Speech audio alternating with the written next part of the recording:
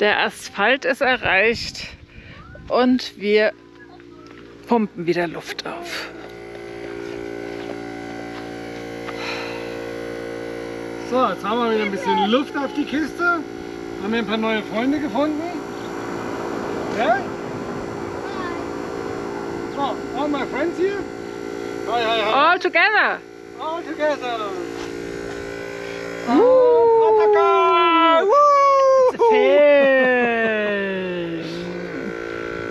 So, jetzt wird hier entdeckt, dass man sich hier die Hände waschen kann. Und jetzt wollen sie alle die Hände waschen.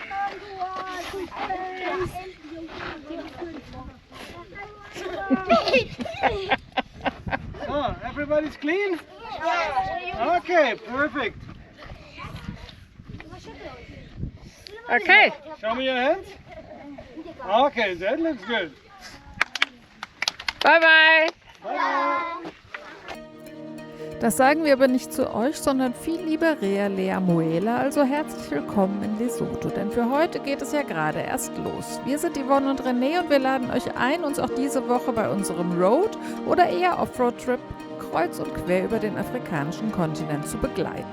Seit über 5 Jahren sind wir nun schon unterwegs und zeigen euch mit Freude, was wir erleben. Mit allen Höhen und Tiefen. Steigt ein und genießt die neue Woche. Viel Spaß dabei. Was machst du? Ich spiele den kleinen Pfadfinder oder den ADAC von Lesotho. Weil hier stand jetzt ein Auto vollgeladen mit ganz vielen Matratzen und Sonstiges. Und er winkte mit seinem Radkreuz. Aber sehr dezent. Und wir sind an ihm vorbeigefahren auf dem Weg nach oben. Das heißt, wir werden lange brauchen, bis wir da wieder hochkommen. Aber er hat, was hat er nicht? Ihm fehlt, glaube ich, dieses Teil, was ich jetzt hier raushole, Und das ist sein die, Reserverad runter zu genau, es ist die Stange für sein Den Reserverad. Äpfelpötzel hier. Mal gucken. Ich gehe mit euch raus. Was bin ich froh, dass wir das noch nicht so oft machen mussten, weil das sehr umständlich, was der Kerl da unten jetzt gerade macht. Das hängt aber an meinem Konzept der Gewichtsreduzierung, weil alles nach Möglichkeit doppelt nutzbar sein soll. Deswegen habe ich die zweite Hälfte von dem Ding, die Verlängerung plus die Kurbel, die habe ich nicht mehr dabei. Aha. Da sieht man es, der ist richtig So it platt. has enough pressure because I have a compressor. Vielleicht habt ihr es ja gemerkt, aber da ist wenig bis gar kein Verkehr und daher ist es eine Selbstverständlichkeit für uns anzuhalten und zu helfen. Auf Weiteres gehen wir später nochmal ein. Kurz nachdem wir angehalten hatten, kam dann aber doch noch der Fahrer eines Pickups zur Hilfe und der Radwechsel war schnell erledigt.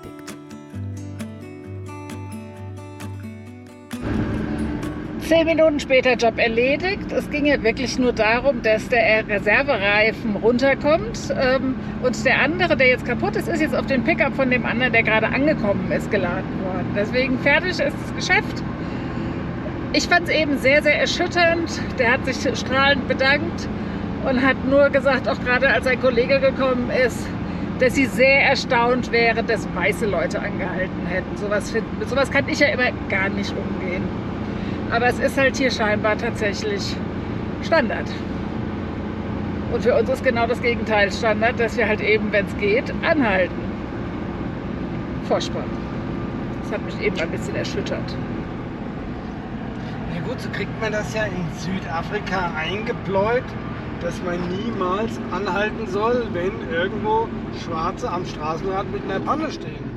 Weil die angeblich dann gefakte Pannen sind und dann sollen wir überfallen werden. Das gibt's bestimmt auch. Wir wollen ja nicht naiv sein. Wir wissen es nicht. Wir wissen es nicht, wir haben es nicht erlebt, aber ich finde es trotzdem hart. Also ich meine, wir sind hier im Nichts und kein anderes Auto hat angehalten. Es fuhren eben noch ein paar vorbei. Und ich würde das jetzt, glaube ich, auch ich würde es jetzt nicht in Joburg Großstädte, machen. genau.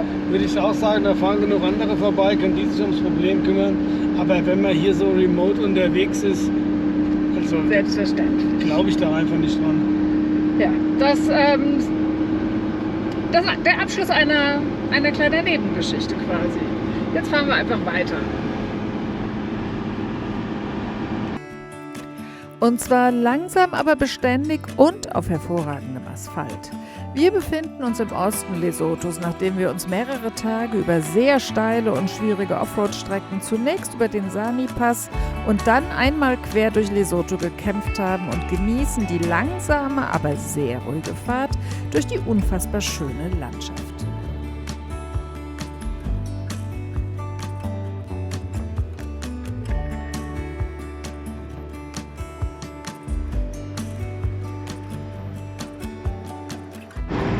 Manzoiane haben wir erreicht und da oben hat sich irgendjemand was Riesiges hingebaut. Hier ist noch eine ganz große Kirche, aber wahrscheinlich auch mit einer angeschlossenen Universität, schätze ich mal, weil da ist ein großes Stadion. Ich finde nichts. Im Buch steht gar nichts über Lesotho drin, weil ich habe meinen Reiseführer. Du warst schon die ganze Zeit mit offenem Mund hier durch und deswegen. Ja, das ist ein Stadion.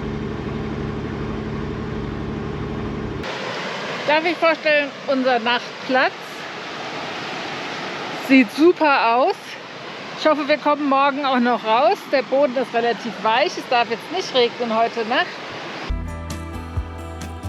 Denn wir sind immer noch am Ende der Regenzeit und es ist keine Seltenheit, hier Starkregen zu erleben. Doch wir werden verschont, wodurch auch die Dorfbewohner oben auf dem Berg stundenlang mit Blick auf uns eine Art Open-Air-Kino genießen können.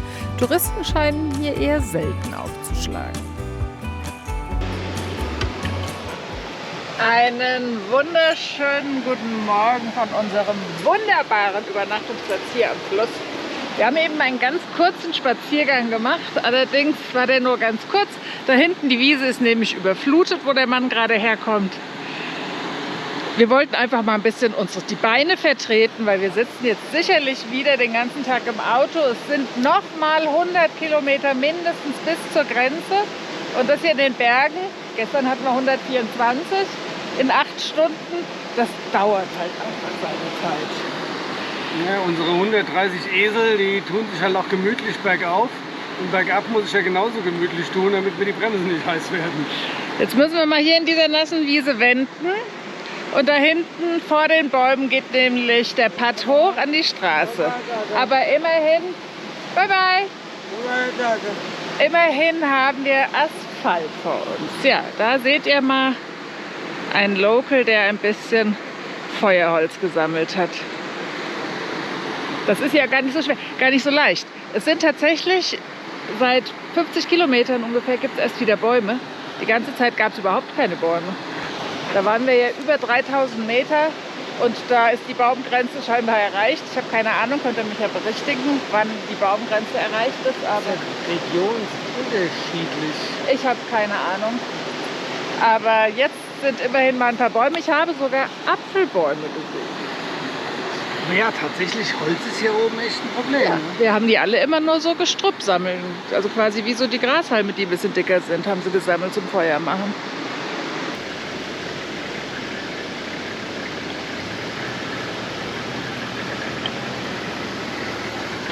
Man muss ja sagen, unser armer Tempo rasselt ganz schön in der Höhe. Der tut mir echt leid.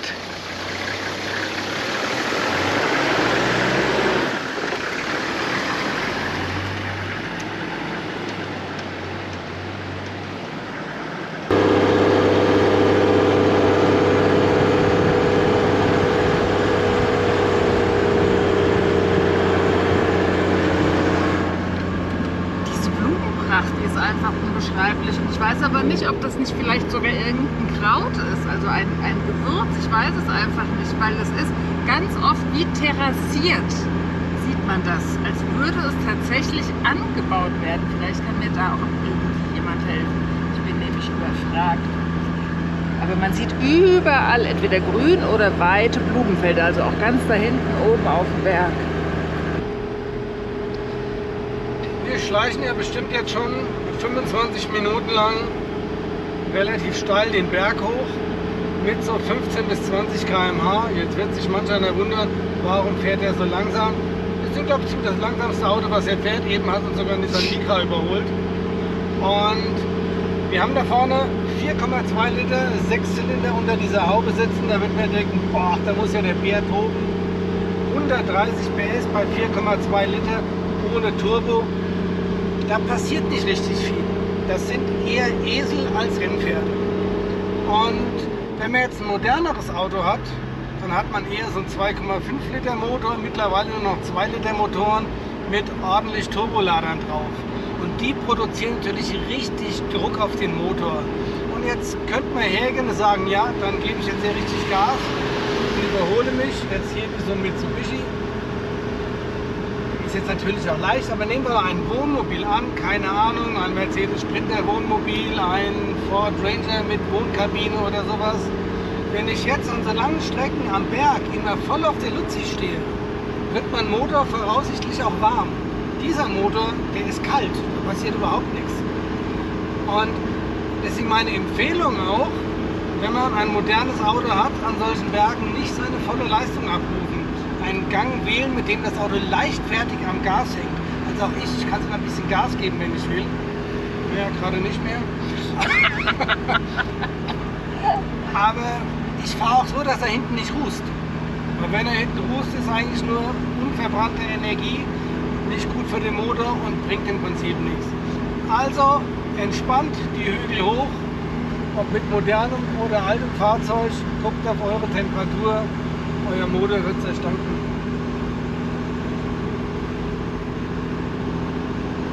Und vielleicht noch neben erwähnt, ich fahre auch die ganze Zeit schon in der Untersetzung.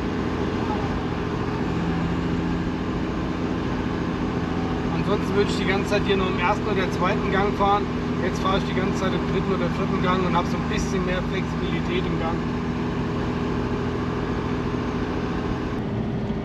Und jetzt kommt noch der lustige Teil 2, wenn man oben ist, danach geht es auch wieder runter. Da gilt das Gleiche. Ich muss auch wieder runterschalten, damit der Wagen erst gar nicht anfängt hochzudrehen. Weil wenn ich die ganze Zeit auf der Bremse stehe, das macht so eine Bremse bei uns auch nicht lange mit. Also immer schön die Motorbremse nutzen. Nach diesem technischen Exkurs dann doch wieder friedliche und leise Natur mit seinen putzigen Angora-Ziegen. Sollte euch das gefallen, was ihr hier seht, dann empfehlt uns doch gerne weiter und lasst uns ein Abo, Kommentar und Like da, was weiterhin wichtig für unseren Kanal ist. Eine direkte Unterstützung der Reise ist über den PayPal-Link unterhalb der Videobeschreibung möglich. Danke dafür und jetzt weiterhin viel Spaß!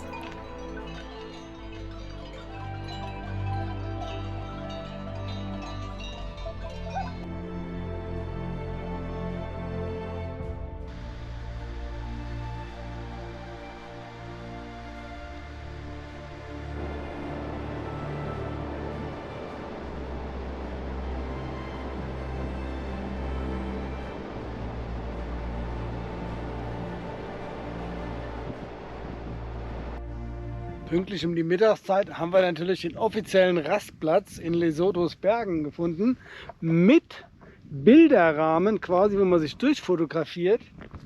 Und wir stehen hier ganz romantisch jetzt unter dem Strommast, der so ein bisschen die schicke Aussicht blockiert.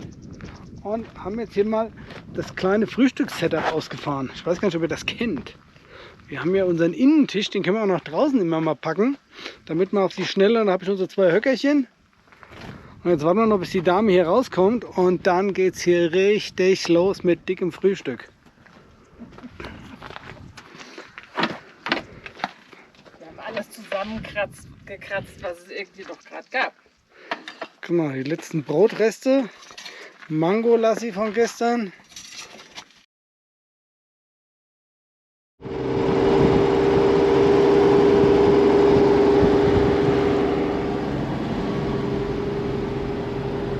Nach gefühlten 3 Millionen Serpentinen hat uns jetzt das Gebirge hier in so eine Hochebene geschickt. Wir sind jetzt schon unter 2000 Meter und langsam geht es Richtung der Hauptstadt Mazep. Was für uns dann auch die Grenzstation ist, um Lesotho wieder zu verlassen leider.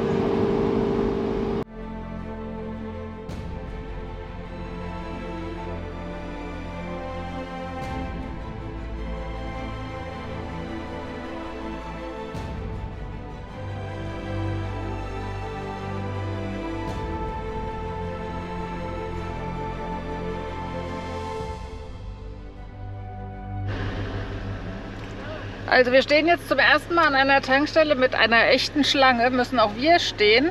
Und hier ist ein Mann mit einer echten Knarre, der uns gerade gefragt hat, wo wir anstehen, und der kontrolliert das Ganze hier. Der hat zwar irgendwie nicht die Durchsicht, der hat nicht verstanden, dass wir Diesel, der wollte uns woanders hinchecken. Ah, Diesel, dann hat er gesagt, doch hier. Er ist jetzt leider gerade ein bisschen versteckt hinter dem Braun. Spezialist, ich glaube, der hat eine Pumpgun. Das ist nicht lustig. So, Diesel haben wir ergattert, und wer wissen möchte, was so ein Land Cruiser verbraucht, wenn er die ganze Zeit Serpentinen schrauben muss, der kann es hier ablesen. 18 Liter. 18 Liter hat uns Lesotho hier gekostet.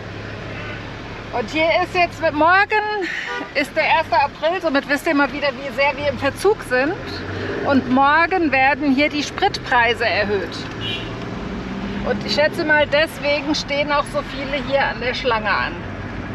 Das war nicht ganz unklug, dass wir schon getankt haben. Das Chaos wird größer.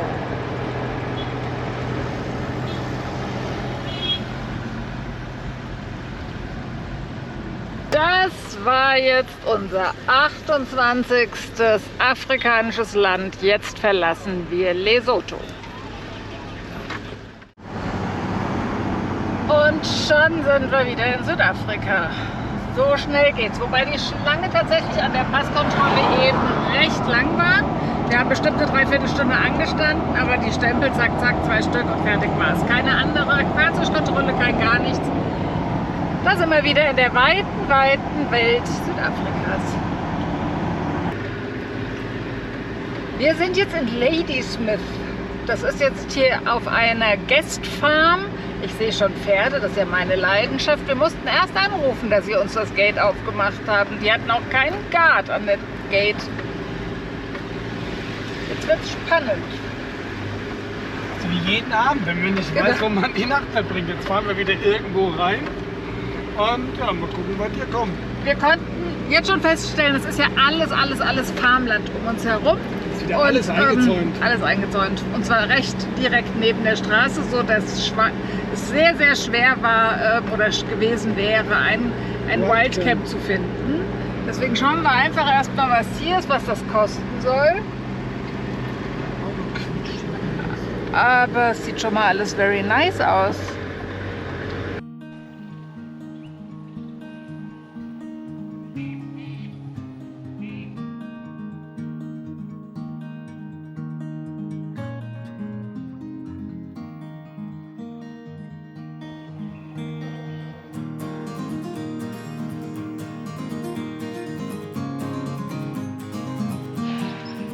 Während René jetzt hier seinen Antithromboselauf macht, der muss sich ja immer mal bewegen, wir haben uns vor allen Dingen jetzt 4 Tage gar nicht bewegt, bin ich jetzt hier geblieben am Auto, habe erstmal Grundreinigung gemacht, wenn man so frühe Pause macht. Aber es ist tatsächlich ein kleines paradiesisches Gärtchen mit einem Zoo steht da. Hier laufen die Hasen über die Wiese und schluppen durch den Zaun da rein. Hier sind 2 stolze Ziegenböcke.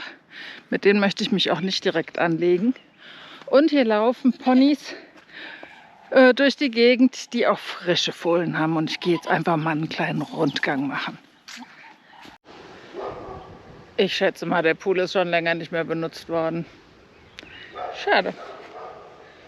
Hier sieht es ja noch ganz okay aus. Aber ein schönes Plätzchen. Muss man ganz klar sagen. Ich nehme euch mal wieder kurz mit duschen. Das ist nämlich sehr lustig da in dem Bad. Ich mache dir schon nichts. Ihr seid nicht gewohnt, gestreichelt zu werden. Ich weiß das schon. So, hier ist Bad Nummer 1. Das war vorhin offen. Da gehen wir jetzt einfach mal rein. So, ich habe das Licht noch angelassen. Entschuldigung. Ja, wie immer eine Badewanne. Mal gucken, ob sie warmes Wasser haben. Ich bin sehr gespannt. Gar nicht so schlecht, aber wir sind doch mittlerweile mit wenig zufrieden. Da ist der erfolgreiche Läufer wieder. Gute. Boah, ein bisschen im Arsch bin ich aber trotzdem. Das war ganz gut. Einmal hier Lady Brand abgerannt, Gassen runter, Gassen rauf. Und ja, jetzt gehe ich erstmal, glaube ich, duschen. Immer erst ein bisschen Gymnastik machen. Die Duschen waren jetzt tatsächlich ganz gut. Sie sind halt hier immer nur andersrum. Wenn man bei uns den Einhandhebel zu dir zieht, damit das Wasser angeht, musst du es wegdrücken. Wenn es rot ist auf der linken Seite, musst du es auf die andere Seite machen. Also es ist alles hier ist Gegenseitsland. Wie heißt es? Gegenteilsland. Gegenteiltag und hier Gegenteilland. Ja, ist wirklich so. Ich glaube, bei 70% aller Duschen ist, wenn du blau aufdrehst, kommt heiß, wenn du rot aufdrehst, kommt kalt. Aber immerhin kam es irgendwann mal warm und heiß und das war wunderbar. Ich bin jetzt frisch geduscht und jetzt folgt nur noch gleich mein Mann. Und dann grillen wir heute Abend mal.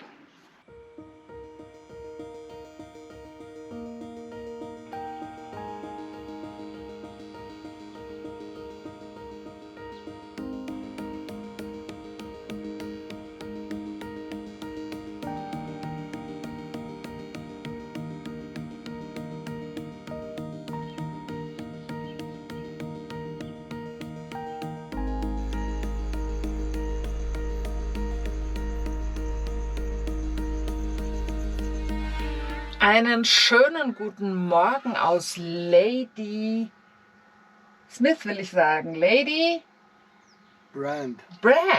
Da ist er, der Mann. Der Mann, der heute Morgen noch im Bett liegt, während ich schon draußen bin, Kaffee gekocht habe, Fenster geputzt habe, die Bettdecke schon gelüftet habe.